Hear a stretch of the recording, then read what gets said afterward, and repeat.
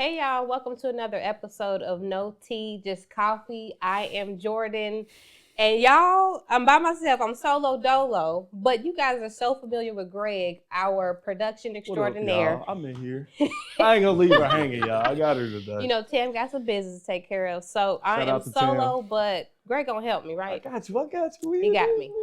So I'm so excited about this episode. Kind of when we were talking about what we wanted to do in preparation for Father's Day, I thought, why not honor all the fathers that I have the honor of being in their lives? They're near and dear to my heart. And I think we oftentimes, I'm a superwoman. I preach womanhood and motherhood all day, every day. But I think the fathers sometimes don't get as much love and support via social media. So all of these gentlemen have been instrumental in my life. So I thought, why not, in celebration of Father's Day, celebrate the fathers and the men that are in my life. So before we get into what we call the meat and potatoes, which is going to be from manhood to fatherhood, I would like everybody to kind of introduce themselves, talk about where you're from, your profession. My dad's retired, amen. We're trying to get there. And just anything else you want to share with the group. So, Greg, we're going to start with, they know who you are, Greg, but go ahead one more time. Y'all know who I am. And how many kids you got? Yeah, that's easy. That's real easy. That's real easy. All right, y'all. Again, I'm Greg. If y'all don't know, for those that don't know, I have a son. I've been married going on 10 years in July. Shout out to my wife, Shanice. Ooh. You know what I'm saying? Turn. Shout out to my wife. No, marriage is beautiful. We love that. But no, grew up here, wasn't born here, but basically raised here. Grew up my whole life. Went to Ben Davis, played basketball at IUPUI. Found my wife at IUPUI. We got married. We have our son, Mason. And fatherhood for me is one of the best things that ever happened to me. I know that's right.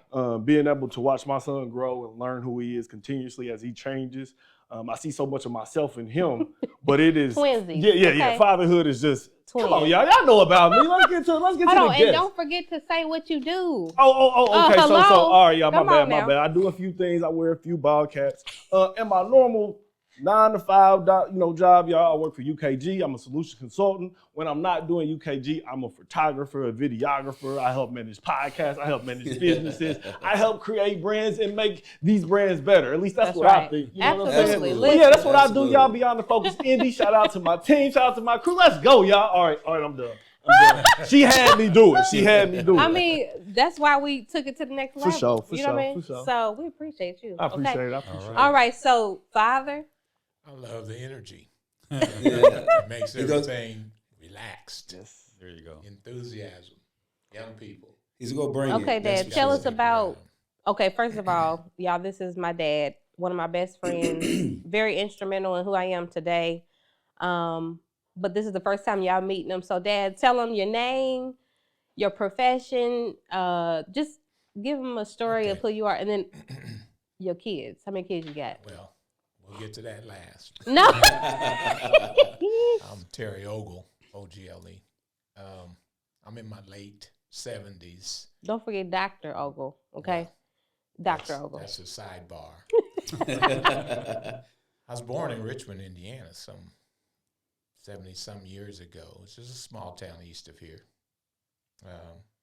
Had 9 siblings. I was the 10th one of the 9.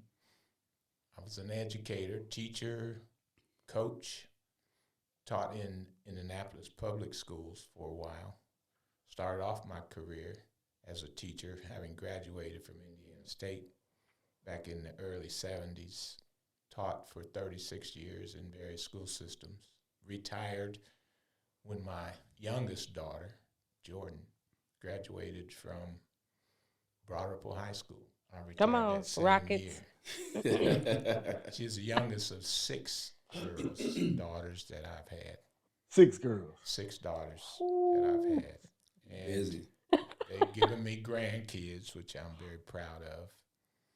I enjoyed my experience as a school teacher. Started a program after retiring in 2006 to help young kids who are struggling with math concepts, particularly number sense. Mm-hmm. And we ran a tutorial program for inner city youth.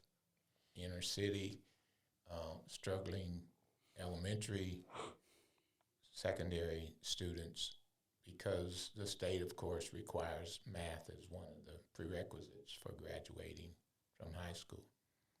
So I've been retired for about 18 years, been running that program for a number of years. Alfred and Jordan are aware of that tutorial program. But I retired from that right around the COVID. When the COVID hit, we were unable to get kids to get involved in the program because of the fear of catching the pandemic disease. So we kind of put a pause on that. We still have the non-for-profit Indianapolis Algebra Project. We're inactive at this point, but we do provide funds for the community, food programs, service, other programs like transportation. We donate money. And so right now, we're just in the phase of donating to non-for-profit organizations. And just to, if they wanted to find more, I'm not a commercial, y'all, but if there is somebody in the community of Indianapolis that wants to, apply for funding or get in touch, is it Indianapolis Algebra Project? What's the website? Email, Dad? We took our website down because it was inactive, but we are available. If you look at, I guess they don't have any address books anymore. The phone book? Like the phone book? Yeah. So what's the number they can call then? They can call at 317-730-4751. Awesome. Okay. We'll make sure we put that on the screen too. Yeah. Yes. Tag Indianapolis Algebra Project. I worked there for half of my life. Yeah, you worked there for 10 years. And we'll get all that information and make sure we put it in the description so that you guys have access to it as well. So that's my story. Right. Thank you, Dad. Senior, father-in-law. Hey, nice stories. Y'all doing good. Let me see here. So I'm Dwight Cliff. Senior. Yeah, I'm senior. I gotta always put that in it. Senior. So I have let me see, five siblings. I'm the middle child. Okay. So it's always Dwight. Needing something, asking questions, trying to solve problems for the family. So love doing that.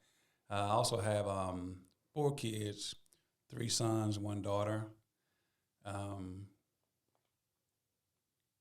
What else about my business? I do. Don't forget that. Cliffs Construction. Yes. We build homes and garages and things like that. All my kids have been in the business, have been working with me over the years, helping me do what I do. This is my son Alfred to the side, to my left, right here. He was in it, but he's driving trucks, so he wanted to drive trucks, so that's all good. I wanted to live his life and choose his career, and he did. I love it. My middle son is in the business with me now. He's my partner in business, so love that. Also, let's say that's pretty much me. And that's, Absolutely. I appreciate that. Okay, my wonderful husband decided to join us today. Wonderful father. Yes. Please tell us who you are and all that you are. Don't be modest either. Don't be modest.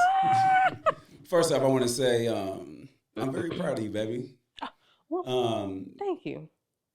You set a goal for yourself, and look what it got you. And I appreciate that. Yeah, I wanted to tell you that to start this off. Thank you very much. Because your production, the things that you do behind the scenes, spectacular, my man. Absolutely. Appreciate you, cuz. Like my wife said, my name is Alfred. I drive truck.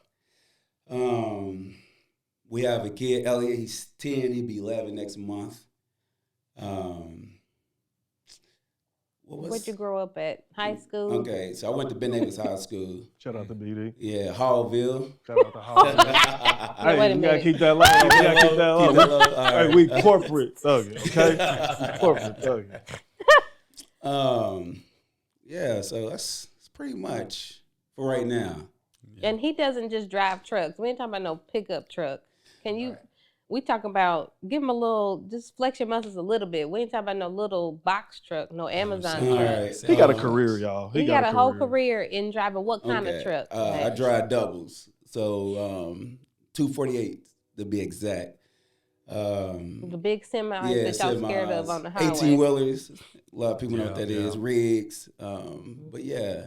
And he's fresh off the clock. If y'all wonder why the energy is low, he is fresh off the clock, ready for this episode. Yes. So, hey, charge it. Don't charge it to anything, okay? Because this ain't how he normally is. Charge it to his head, not his heart. But I promise y'all, he tired. But we got Greg it. He gonna turn the volume up. And that's the reason why I love my cousin. Yes, he gonna get us the energy and everything, he brings it all the time. Yes. But I'm a little bit tired. But hey, we're gonna get through this. I'm excited. First time being on here.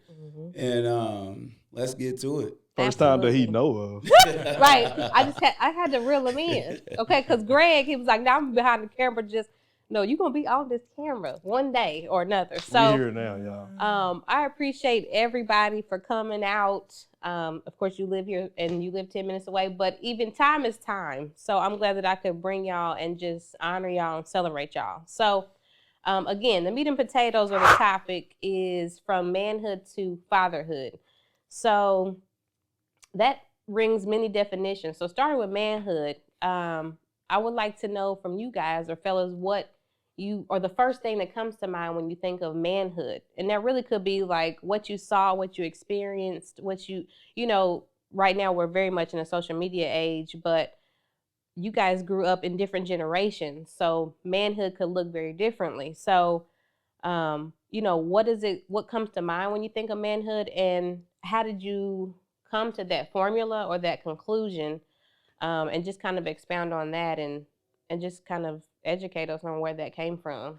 Greg, you want to give us? Yeah, I'll go first. Yeah. So, manhood for me is, I think, constantly evolving.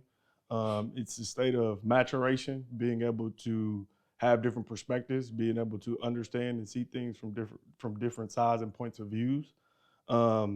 Manhood, outside of you, Pops, these two fellas over here, very different perspectives from both sides of them that allows me to mature and to become my own man, just seeing things and hearing things that you guys have gone through.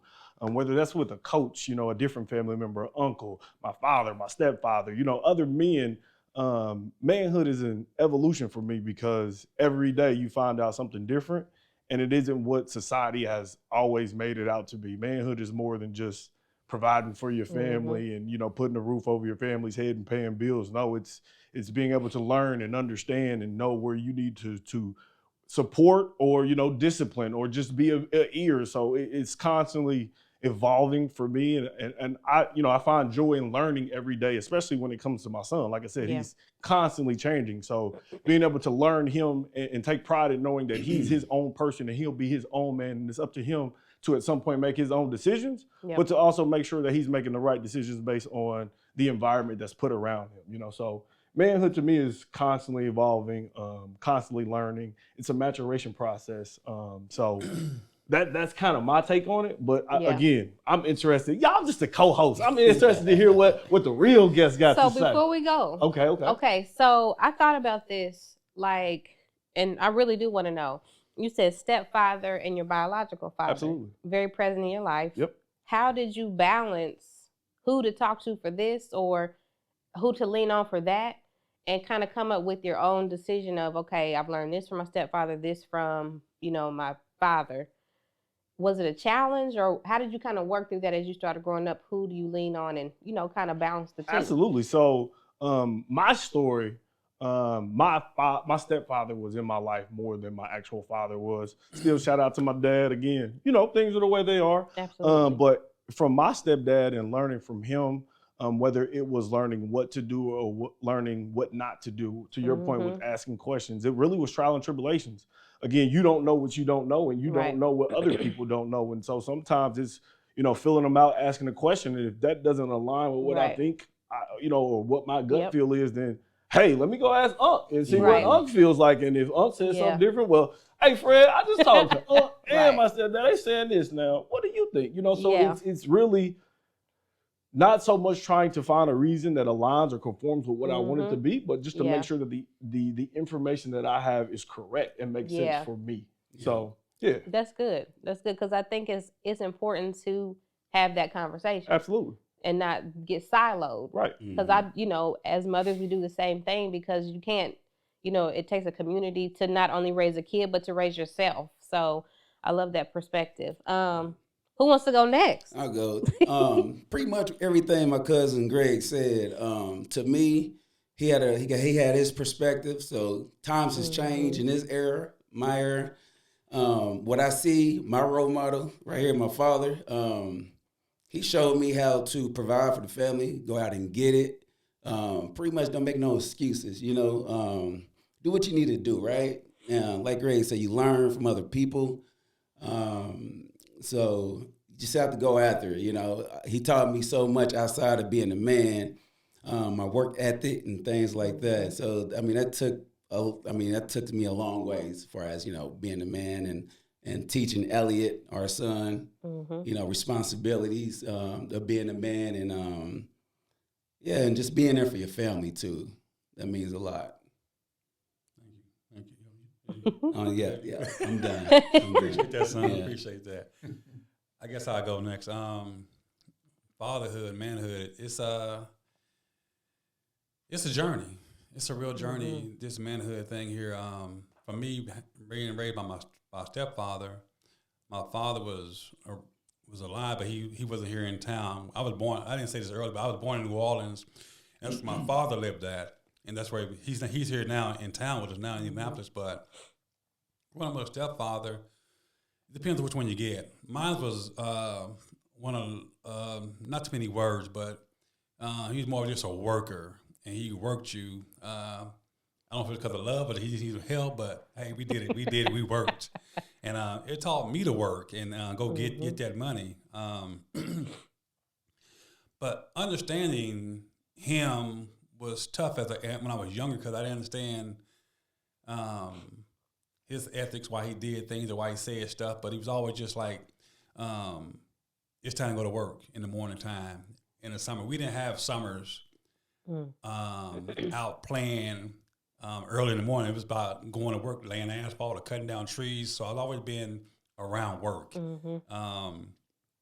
But then for a man, you look at other males that are around you that's got fathers, that got kids, and you see how they do things, and you kind of like learn from different people you see. You're not always asking questions sometimes, but you watch and see. Like we had a neighbor right next to us that he took his kids fishing all the time. And I always admired that. And so I said, that's what I want to do too, take my kids fishing. Because we didn't go, my stepfather didn't do no fishing. That was not what he did. And then I had my friend across the street from me, his father was one of those ones that just spoiled him. That dude had everything, basketball court, the motorcycles and things like that. So you say, oh, okay, I want to be a little bit like that too as well. Yeah. So for me, I learned, there's a balance between spoiling your kids and teaching your kids to be, especially because I had mostly boys, so I always wanted to make sure that I was there, talking to them in school, teaching them, but also showing them love and communicating with them, because I didn't get a lot of communication coming up, so I had to figure it out by just watching and different fathers and then admiring what they was doing. So for me, manhood was it's like I said, it's a journey. You got to grow into it and just make sure that you talk to your kids, to teach them and guide them in all the areas. And are you going to make all the right decisions, say all the right things to them? Maybe, maybe not. But the key is to get them to a better place than where you were at, and get them a better start. So I tried to do that. Hopefully I did that. So to me, it's just a journey. Manhood's a journey. Right. And I'm going to say there's some wrongs, some rights. If you're not there, you're not talking to them, you're not helping them. So as long as you're there talking to them and guiding them with your knowledge, I think you're doing a pretty good job. So be there for them in the best way you can. That's fatherhood to me. And you keep learning. Yeah, keep learning. Always learning. Absolutely. And pick up sorry, Pops, pickups to my cousin because he be giving me some pointers with these new generation of kids. Sometimes my son drive me crazy a little bit, and he bring a little peace of mind to He me. does. You Amen. know, he Alfred's a drill sergeant, y'all. So don't. He's a drill sergeant. Y'all seen Major Payne? If you have not, that's Alfred. Look. Hey, Elliot, I got you, E. I'm rocking with you. He definitely bring me. Absolutely. He definitely bring me back to light and like, hey, just ease up, man, you know. And he'll come around. And my wife, she absolutely helped me with that for sure. So sorry about that. Go ahead, Pops. Well, it depends on your perspective and your experiences. Your environment plays a critical role in that definition of manhood. Depends on who you're around. As my co-worker said, experiences in and out of different environments. Your home is the most critical environment for developing your perspective, your vision, your outlook on what man should and should not be doing within that realm of manhood. What does that mean? Responsibilities, duties. Yes, sir. As you see them and as they arise as needs when you're growing up. And once you get a mate, you take on more responsibilities. Being a man as a single individual, totally different from being a man when you have responsibilities to others. That's right. As well as to yourself, because you must keep yourself fit or provide for those that you find in your orbit. Absolutely. I grew up in a family, biological mother and father, and early on you have to distinguish the roles between a woman and a man. And being a man, you naturally lean toward the behavior of a man, right? Because you see dominance coming out of the role of a man, and subserviency when I was growing up as a role for the female. So you picked up your cues from your dad. He would tell you how to do certain things, but it was generally in a manual area, because back in the day when I grew up, education was not one of the top priorities for raising children. It was get a job, become responsible, and make money, you know, to help your family. And so from that perspective, all of you have a very interesting perspective on manhood. There's no wrong and there's no right way to assess what manhood really is. I think basically the variables that address what being a man is about come from your society, because there are definitions in all walks of life about what a man or manhood represents. So you formulate your own perspective and you operate within that perspective. What do I need to do? How do I need to do it? Now, one key factor is I've been married, and you guys also have been married. Your spouse will determine what your manhood responsibilities will become once you become married. She gives you cues. I want you to be this. I want you to do this. I want this is the way I want this done. And then you begin to take on that role. Yeah. Even when you're not in their presence, you think, now, let me see what she wants. Now, that's manhood. Yeah. Yeah. Right? It's not about going out and knocking somebody upside the head. Because when you were young, you went from a transition of being a youth to being early manhood, and then later on to developing more responsible behaviors, like my friend over here said. But that is also measured by age. Your age determines when you actually become what society says is a man. You don't become a man at 12. You may think you do. You don't become a man at 13 or 14. But when you get to be 18, 19, or 20 in a household, the father or the mother would look at you and say, it's time for you to get a job. Yeah. It's time for you to think about Absolutely moving out. Yeah. Or being responsible around the house, paying your way. And so in short conclusion, manhood is a perspective of your environment and your orientation and your experiences. Well said. Thank you. So I thought of something. So Dad, what did your father do? Like, I guess in the household, and then it kind of made me think of the different generations of when you're 18, Alfred and Greg, y'all from younger generations, was it like, okay, you 18, you need to do X, Y, Z? Because I know, Greg, you went to college.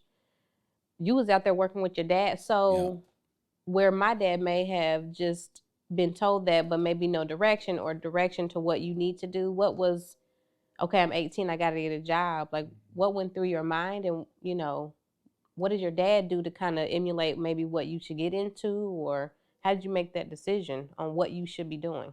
Well, my dad was kind of a performance kind of guy. He showed all of us. There was 9 boys and 1 daughter. He showed us good work ethics, right? And so as a result of him demonstrating that you had to go to work, he worked several jobs, that instilled in me work ethic, right? He never said anything about education, never said anything about go get a certain type of job. He just said you had to go to work. So what made you, not to cut you off, sorry, but what made you go to college? Because you went on to multiple universities and you got your doctorates. If you didn't see that within him, what made you say, okay, I know I got to get out here and get it, but I might want to go to school and get an education? What made you think about that? I think my situation, my progression evolved because I was involved in athletics. And as a result of being involved in athletics and being singled out by certain coaches as having had certain skills, they would, promote me and they would push me to become better. And he suggested and made a way for me to go to college. College was not a part of my orientation. College was not a part of our family. And so out of the 10 kids in the family, I was the only one who transitioned to college. But that was through my physical and athletic ability, not through my intellectual. But later on, that evolved as well. My intellectual capacity was because I was in an environment where education was important. Had it not been important along the trail, I would not have gone as far as I did. But once you get to a certain level, you interact with other people who make suggestions, who encourage you, who push you to other levels. Okay. So that was because of the influence of coaches, influence of teachers, through my education experience, that I decided that college would be a profitable experience. Didn't know how profitable, but it was something that it was exposed to me. Okay. Anybody want to expound? I do have a question, but I don't want to cut nobody off. I'll add this to it about manhood and stuff like that. But I didn't tell you that my stepfather, we finally got to an asphalt company, and laying asphalt as teenagers was not something you really wanted to do. But I looked at it as, now that I look back on it, because the pay was not good. My stepfather was one of those men that said, you got to work to live in a house. I mean, he didn't say that, but that was his attitude about it, because if you worked that week and you supposed to make $250, you might have got $50 of that in your pocket, because the rest went toward bills and food. Was his thinking. That's how he was raised too. So I tell people, I'm gonna say this. I said to say this here, is that when you're working and you get the money you want, don't look at it as just about the money. Look at it as learning something that's going to help you in your future. Because right now I'm in the construction business because of that. And now I'm getting paid the money I want to get paid. I'm working for myself. My kids work for me. So it taught me to work and to learn, even though you're not getting the money you want to get. So use all your opportunities as a growing experience as a man to excel. You push yourself forward in life. Absolutely. So it's not about the money always, it's about the experience. So just wanted to add that. Hey, y'all. Thank you so much for watching part 1 of the Manhood to Fatherhood episode. But you do not want to miss part 2. So tune in next week for part 2 of this episode. You do not want to miss this content.